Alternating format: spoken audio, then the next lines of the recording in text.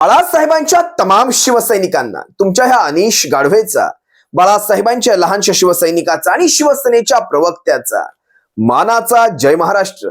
शिवसैनिकांनो, शिवसेना एक वादळ या तुमच्या हक्काच्या व्यासपीठाला तुम्ही सर्व शिवसैनिकांनी लाखोंच्या संख्येने सबस्क्राईब जरूर करावं ही तुम्हा सर्वांना विनंती करतो.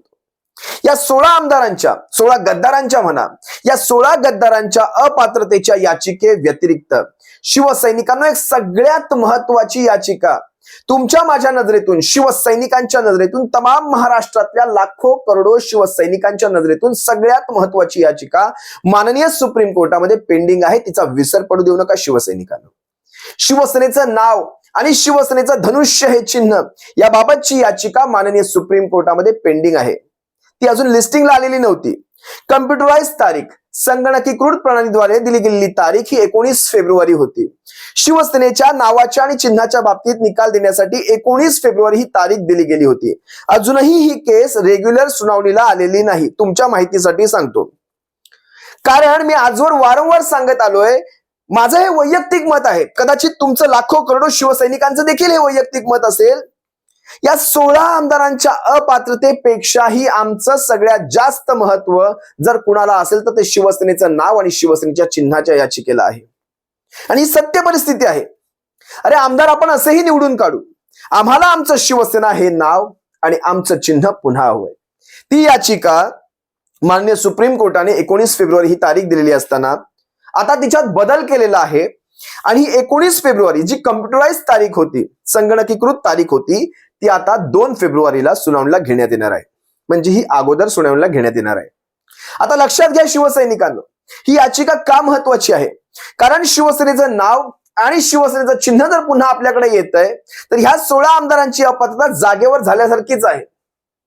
यांना त्यांचं विलिनीकरण करून घेणं हा एकमेव पर्याय त्यांच्या समोर राहणार आहे. जिथे जिथे शिवसेनेचं धनुष्य लावून मिरवतायत, जिथे जिथे शिवसेनेचं वाघ चिन्ह असेल किंवा शिवसेनेचं नाव लावून मिरवत असतील, ते सगळं ह्यांना काढावं लागणार आहे. जी जी कार्यालय खोललेली आहेत त्या सगळ्यांवरचं नाव काढून तिथे भारतीय जनता पक्षाचं कमळ लावावं लागणार आहे. शिवसेना हे नाव त्यांना भविष्यात वापरता येणार नाही. शिवसेनेचं धनुष्य त्यांना भविष्यात वापरता येणार नाही. बाळासाहेब ठाकरे हे नाव देखील त्यांना भविष्यात वापरता येणार नाही. जे बाळासाहेबांचं नाव वापरून भारतीय जनता पक्षाची हुजरेगिरी करत आहे ते सगळं त्यांना थांबवावं लागणार. त्यामुळे ही याचिका फार महत्वाची आहे. या सगळ्या आमदारांची अपात्रता होणारच, पण त्याचबरोबर ज्याच्यामध्ये या मुख्यमंत्र्यांचं, अनधिकृत मुख्यमंत्र्यांचं नाव आहे, ती याचिका देखील निकाली लागेल आणि या महाराष्ट्राच्या मंत्रिमंडळाचा जागेवर राजीनामा होतो. या गोष्टी तिथे स्पष्ट होतात. लक्षात घ्या शिवसैनिकांनो, ही याचिका यासाठी फार महत्वाची आहे. आणि त्यामुळे 2 तारखेला ज्यावेळेस ही सुनावणीला येईल, जर ही रेग्युलर लिस्टिंग झाली तर ही याचिका जास्तीत जास्त 1 महिन्याच्या आतमध्ये ही निकाली लागेल. कारण ट्रिपल टेस्ट या एकाच धर्तीवर ह्या याचिकेवर सुनावणी होणार आहे. माननीय सर्वोच्च न्यायालयाने चुना आयोगाला ट्रिपल टेस्ट घेण्यास तसे निर्देश दिलेले आहेत. पण चुना आयोगाने जवळपास फक्त विधिमंडळ पक्षाचं बहुमत पाहून शिवसेना नाव आणि शिवसेना चिन्ह या शिंदे टोळीला देऊ केलं होतं. तुम्ही आम्ही सर्वांनी पाहिलात. चुना आयोगाने आणखी एक गोष्ट इथे वापरली आहे, ती म्हणजे 1999च्या घटनेप्रमाणे आम्ही ह्या केसकडे पाहतो. कारण 2018च्या घटनेला आम्ही रिव्ह्यू केलेलं नव्हतं, आम्ही त्याचा अंतिम पडताळणी केलेली नव्हती. 2018च्या घटनेमध्ये अमेंड करण्यात आलेलं पक्षप्रमुख हे पद आम्ही पडताळून पाहिलेलं नाही आणि पक्षप्रमुखांचे अधिकार या सगळ्या गोष्टी याच्यामध्ये आम्ही पडलेलोच नाही. त्यामुळे आम्ही 99ची घटना वापरणार आणि 99च्या घटनेप्रमाणे ह्यांचं पदच अस्तित्वात नसल्यामुळे आम्ही आता ही घटना काही पुढे ग्राह्य धरू शकत नाही. त्यामुळे शिवसेनेचे विधिमंडळ पक्षातील आमदार असतील, खासदार असतील किंवा लोकसभेचे खासदार किंवा राज्यसभेचे विधान परिषदेचे आमदार असतील, या सगळ्यांच्या संख्येवरून त्यांनी बघा आपलं गणित कसं जोडलं. या सगळ्यांची संख्या तुम्हाला आठवायला हवं, गुणिले त्यांना मिळालेलं मतदान, त्याप्रमाणे ह्यांनी यांचा जनाधार ठरवला. आता विचार करा, यांना मत दिलेला तो जो मतदार असेल तो काही ह्यांचा कार्यकर्ता होता का? पण त्याच्या पलीकडे जाऊन शिवसेनेने जी काही 46 ते 47 लाखांची ऍफिडेव्हिट 100 रुपयांच्या स्टॅम्प पेपरवर जमा केली गेली होती, तिला ह्यांनी साईडलाईन केलं, तिला बाजूला ठेवलं गेलं.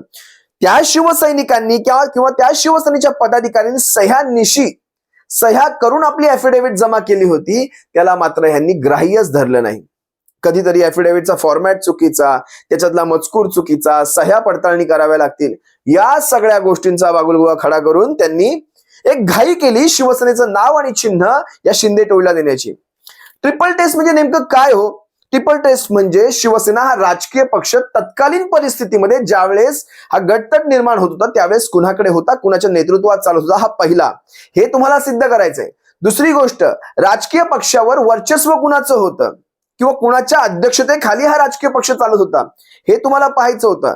त्याच्यानंतर तुम्हाला विधिमंडळ पक्षाचं बलाबल, त्यानंतर मग राजकीय पक्षाचं विधिमंडळ पक्षाचं बलाबल पाहिल्यानंतर तुम्हाला त्या पक्षाची घटना काय निर्देश देते, घटना नेमकं अधिकार कुणाकडे देते, या सगळ्या गोष्टी पाहायच्या होत्या. पण त्या कुठल्याही गोष्टी पाहिल्या न गेल्याने फक्त विधिमंडळ पक्षाच्या बलाबलावर यांनी शिवसेना नाव आणि शिवसेना हे चिन्ह या एकनाथ शिंदे टोळीला दिलं.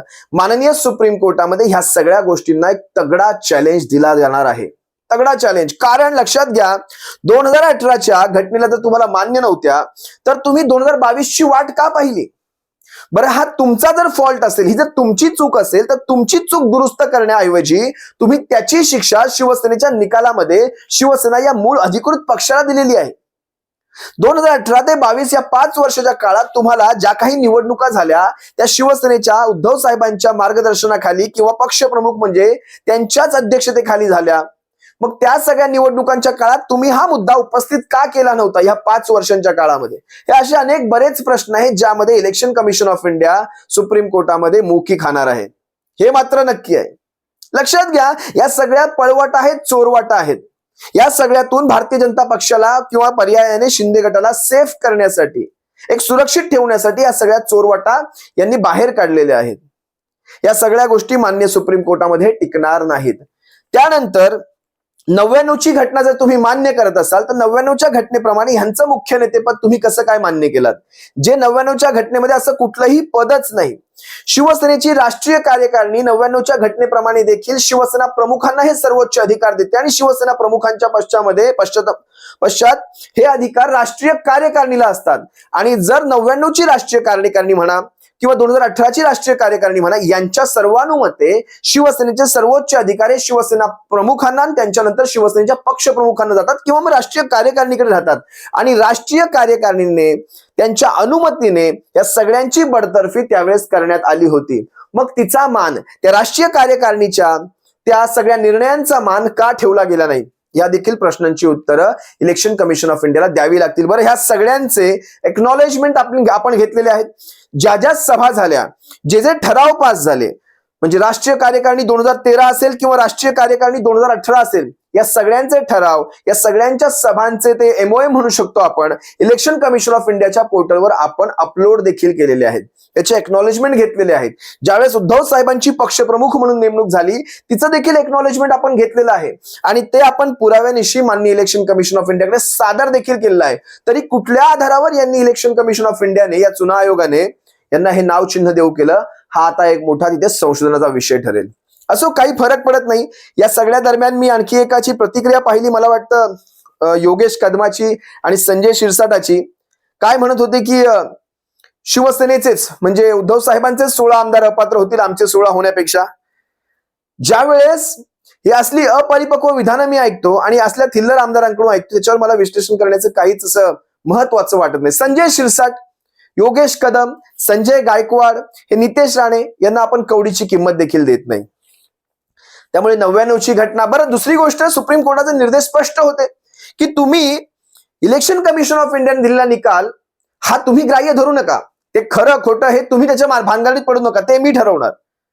पण तुम्ही तुमचा निकाल हा सेपरेट द्यायचा आहे. तरी देखील नार्वेकरांनी इलेक्शन कमिशन ऑफ इंडियाने 99ची घटना ग्राह्य धरली म्हणून मी ग्राह्य धरणार, अशा प्रकारचे कृत्य केलेलं आहे. ते देखील तिथे कोर्टामध्ये चॅलेंज होईल. ट्रिपल टेस्ट मधल्या 2 टेस्टला ह्यांनी फाटा मारलेला आहे. घटना, राजकीय पक्ष विचारात घेतलेला नाही. फूट पडली त्यावेळेस पक्ष कोणाचा होता हे देखील पाहिलं गेलेलं नाही. इलेक्शन कमिशन ऑफ इंडियाने, बघा मी सगळ्या गोष्टीच्या पॉइंट्स घेतलेले आहेत आणि विश्लेषकांनी जे महत्वाचे मुद्दे इथे मांडले ते सगळे एका कागदावर घेतलेले आहेत. इलेक्शन कमिशन ऑफ इंडियाच्या दिलेल्या निकालाचा आधार घ्यायचा नाही याची सक्त निर्बंध घातले गेलेले होते. त्यांच्या निर्देशामध्ये इलेक्शन कमिशन ऑफ इंडियाला घातले गेले होते माननीय सुप्रीम कोर्टाने, ते देखील पाळले गेलेले नाहीत.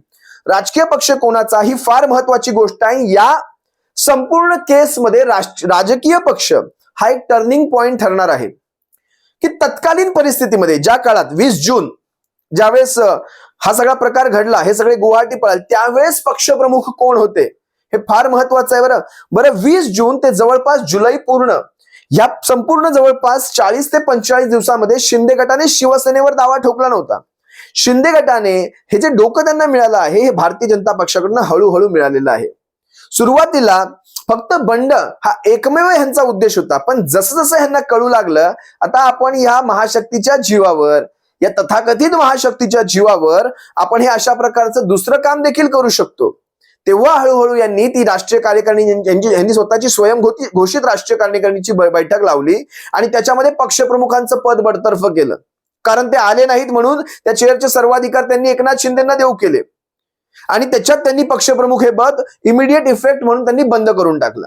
तिथून त्यांनी शिवसेना या पक्षावर दावा ठोकायला सुरुवात केली. सुरुवातीपासून हे काही पक्षावर दावा ठोकत नव्हते, हे हळूहळू मिळालेलं डोकं होतं, लक्षात घ्या शिवसैनिकांना. त्यामुळे राजकीय पक्ष तत्कालीन परिस्थितीमध्ये कुणाकडे होता याच्यावर देवदत्त कामत यांनी अतिशय सुंदर पद्धतीने एक फोकस दिला होता आणि त्यांनी ते प्रूफ देखील करून टाकलं होतं. कित्येक उदाहरणं, जसं तुम्ही ऐकलं असेल राहुल शेवाळेंचे ते ट्विट त्यांनी सांगितलं, पक्षप्रमुखांचे आभार, पक्षप्रमुखांच्या अध्यक्षतेखाली, किंवा त्यांनी बरीच अशी उदाहरणं दिली या सगळ्या प्रकारामध्ये. केसरकरांना विचारलं तुम्ही पक्षप्रमुख म्हणून त्यांच्याकडे गेला होतात का? उदय सामंत म्हणाले होय आम्ही पक्षप्रमुख म्हणून मान्य करतो, पण नंतर त्यांनी पलटी मारली की बाळासाहेबांचे सुपुत्र म्हणून आम्ही पक्षप्रमुख म्हणायचो. असो, पण ह्या सगळ्या प्रकारांना कागदोपत्री देवदत्त कामत यांनी अतिशय सुंदर पद्धतीने प्रूफ केलं होतं, ते याच कामांसाठी. कारण तत्कालीन परिस्थितीमध्ये पक्ष कोणाचा होता हा एक मोठा टर्निंग पॉइंट आहे या संबंध केसचा. आता राजकीय पक्ष आणि हा जर ठाकरेंचा ठरला तर मात्र नाव आणि चिन्ह तर गेलंच, जे मी तुम्हाला मगाशीच सांगितलं. नाव चिन्ह ज्या वेळेस जाणार त्यावेळेस हे नागवे होणार, उभ्या महाराष्ट्रासमोर नागवे होणार. ही गोष्ट माझी ध्यानात घ्या, स्टार मार्क करा ह्या गोष्टीला. आता कायदा हे नार्वेकर कुठे कुठे तोडफोड करतात, कशी कशी चिरफाड करतात तेच पाहायचंय. पण एक महत्वाची गोष्ट तुम्ही लक्षात घ्या शिवसैनिकांनो, या संबंध केसमध्ये जे मगाशी रामदास कदमाच्या सुपुत्राने एक मुद्दा मांडला की 16 आमदार अपात्र होतील, शिवसेनेचे उद्धव बाळासाहेबांचे 16 आमदार अपात्र होतील. हे 16 आमदार अपात्र करण्याची चूक हा भारतीय जनता पक्ष कधीच करणार नाही. कारण या 16 आता जी काही प्रकार शिवसेनेच्या बाबतीत घडला त्यामुळे जवळपास 4 वर्ष या संबंध महाराष्ट्राच्या निवडणुका थांबवण्याचं पातक भारतीय जनता पक्षाच्या माथ्यावर पडलेलं आहे. आजतागायत महाराष्ट्राच्या इतिहासात कधी घडलं होतं जे आता घडलंय. कधीही महानगरपालिका असतील किंवा पोटनिवडणुका असतील अशा प्रकारे लांबवल्या गेल्या नव्हत्या. फक्त उद्धव साहेबांकडे एक सहानुभूती आहे, ती सहानुभूती आमचा नायनाट करेल असं यांचा समज झालेला आहे. पण ह्यांना हे कुठे माहितीये, सहानुभूतीच्या जोरावर शिवसेना निवडणुका लढणारच नाहीये.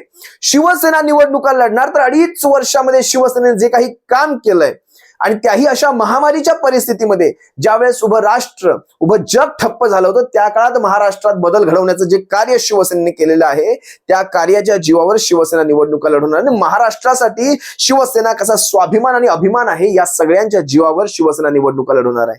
ठीक आहे, पण हे अशा प्रकारचं अपात्र करण्याचं पातक जर ह्यांनी केलं तर ह्यांना पुढे आणखी 10 वर्ष निवडणुकाच लढवता येणार नाहीत, हे मात्र नक्की. कारण जर तुम्ही असं काही पाऊल वेडवाकलं उचललात तर मात्र शिवसेनेच्या बाबतीत उद्धव साहेबांच्या बाबतीत तो सहानुभूतीची लाट नाही तर सुनामी येऊन जाईल. मग ह्यांचा जो नायनाट व्हायचा, कारण निवडणुका हे लावू शकणार नाहीत, ही चूक हे कधीही करू शकणार नाहीत. ह्या अपरिपक्व योगेश कदमासारख्या किंवा संजय शिरसाटासारख्या आमदाराला ह्या गोष्टी कळणार नाहीत.